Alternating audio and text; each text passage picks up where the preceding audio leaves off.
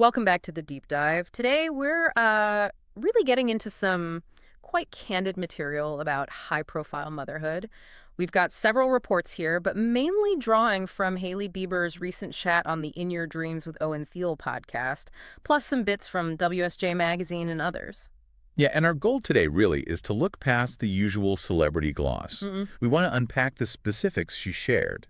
The logistics, the big emotional changes, how her identity is shifting now that she's a mom. She welcomed her son, Jack Blues, back in August 2024 for context. Right. And what's striking about these sources is just how open she's being, especially about balancing this massive career with being a new parent. It's quite transparent. Okay, so let's jump right in with the big picture. The family plans. Anyone wondering if Jack was going to be an only child? Well, the answer is definitely no. Not at all. Hailey was super clear. She said, I know I want more than one. Straight up. And she even mentioned this joke, though. It sounded like maybe she kind of likes the idea about potentially having 5 Biebers running around. Wow, 5. Okay.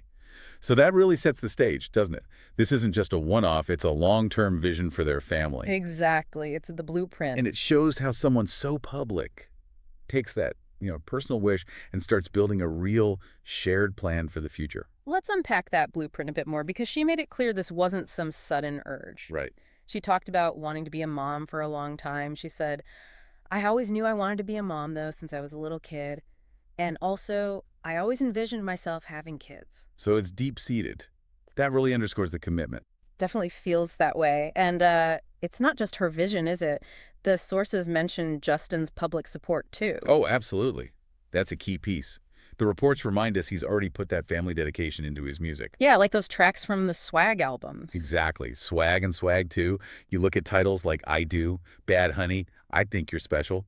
These aren't just like generic love songs. They're about partnership, devotion, valuing each other. Core things you need if you're planning on 5 kids running around. Precisely. It signals that the commitment is solid from both sides. But here's where it gets, well, kind of nuanced. She took this very personal experience of becoming a mom and seemed to draw a broader conclusion from it. She mentioned that having Jack actually shifted her perspective on other people's choices. How so? She said, the older I've gotten and now that I have a kid, I think any decision anyone makes about having them or not having them is totally amazing. Wow, okay. That is a powerful statement, especially coming from her. Right. Given the pressure and scrutiny figures like her face about parenting choices, when, if, how. Yeah, that inclusiveness is significant. It sort of moves beyond just her story and becomes this acceptance of different life paths. It pushes back on that, societal script that expects one thing from women. So we've got the long-term vision, the mutual commitment, the sort of philosophical acceptance. But now we need to shift gears from the vision to the messy reality of day one, because she was refreshingly honest that it wasn't all perfect. Yeah, she definitely pulled back the curtain there. She talked about the start feeling a little daunting. Daunting, even at 27 and having planned for it. Exactly. She admitted having fears around it and just not knowing what to expect. Yeah. Which is the reality check that often gets, airbrushed out of these celebrity stories. It sounds so relatable, that feeling of just constantly figuring things out. She really emphasized that. What did she say exactly? She said, every single day I'm learning about how to be a mom and what's best for my son and what's best for me as a mom. That constant learning curve. That's the hidden work, isn't it? The constant adjustment. Totally. Yeah. Now, the crucial insight here, I think, is how she manages that reality check alongside running a huge brand like Rhode. Right. This is where we get into the logistics of being a high-profile working mom. She was very clear. She said she's super, super, super hands-on with Jack. Okay. 3 supers. Noted. But then, almost in the next breath, she openly said and stressed, she's not ashamed to say it, that she has full-time help. Ah, okay. There it is. That's the transparency nugget, right? The acknowledgement of support. It really is. But it does make you wonder, doesn't it? Can you really be super, super, super hands-on while running a global brand, maintaining that public life, even with help? It feels like a tension lots of working parents grapple with. Well, that's where her professional framing comes in. She positioned the help not just as like a nice to have, but as essential for her career. A requirement. Yeah. She explicitly said she wouldn't be able to keep her career going, do the things that I do without the help. And added, I'm really grateful for that. Okay, so that shifts the conversation. It's not about shirking duties. It's about necessary infrastructure to keep her professional life viable. Like, I'm a CEO, this is part of my operational support. Exactly.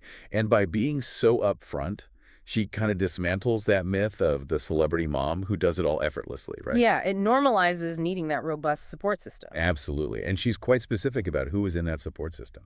The logistics sound tightly managed. Yes. When Jack isn't with her, it's not just anyone. It's family or godparents, she stated. If he's not with me, he's with his dad. Or someone within that really trusted inner circle. So clear boundaries, managing privacy, safety, but ensuring quality care.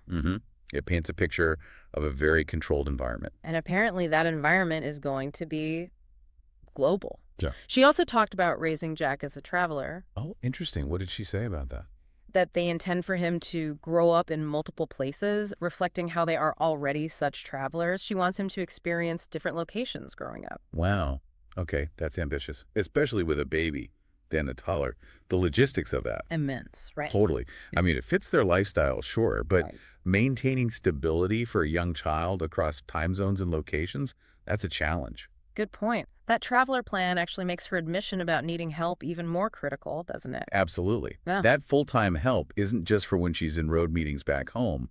It's likely the anchor that makes that whole global upbringing idea even remotely feasible. Okay, so let's transition from the external stuff, the logistics, the travel plans, to the internal changes. Motherhood is transformative, and she shared some major shifts in her confidence, her identity. Yeah, she really got into that. She described gaining this new ferocity. That was the word she used with WSJ Magazine. Ferocity. And also a silent strength and confidence. She tied it directly to the physical act of giving birth.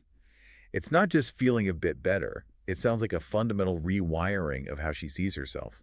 That idea of ferocity, it definitely jumps out. And she backed it up with that really sharp quote, didn't she? Setting a boundary. Oh yeah, the unforgettable one. You're not fucked with me after I pushed a human out of my body. Yeah, it's like that strength she feels isn't just internal anymore, it's operational. It defines her limits now, personally and professionally. It completely changes her public narrative, doesn't it? Yeah. From model and famous wife to, founder and mother with this primal strength.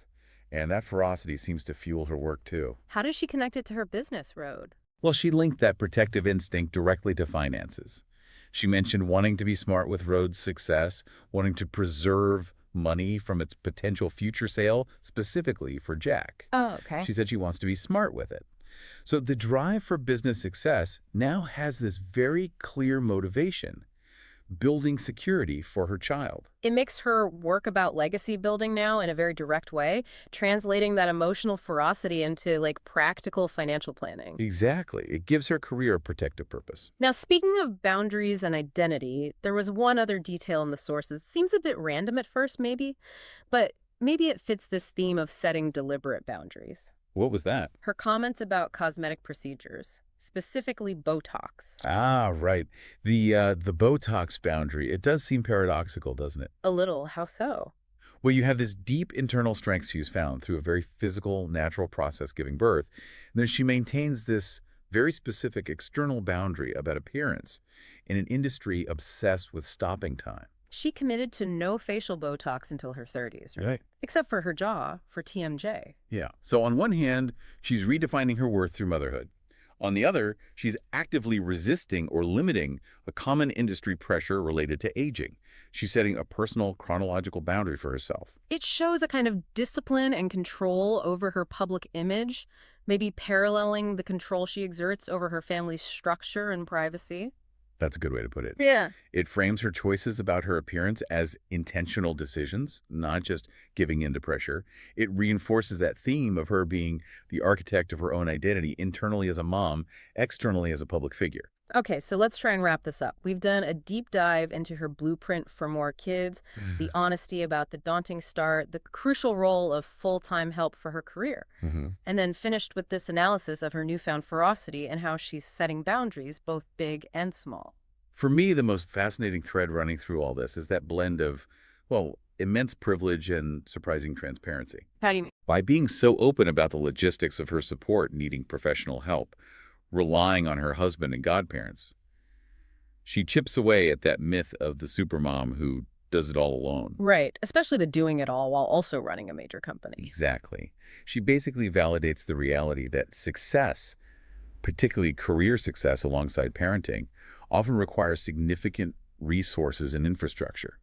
It doesn't matter how hands-on you are personally, you still need that support network. Which brings us nicely to our final thought for you, the listener, to maybe chew on. Okay. Considering this newfound porosity Haley describes gaining from childbirth, how does achieving that balance she's aiming for, juggling a global business, hands-on parenting, and this ambitious plan to travel the world with a young child absolutely require openly acknowledging and utilizing that professional support system? And perhaps more pointedly, why is that specific kind of transparency, the honesty about hired help, the structure of childcare still such a flashpoint? Why is it so heavily debated, sometimes criticized in public discussions about success, motherhood, and having it all? Something to think about. What's the cultural weight we put on admitting you need help, especially when you're already perceived as having so much? Definitely something to mull over. Yeah. Until our next deep dive.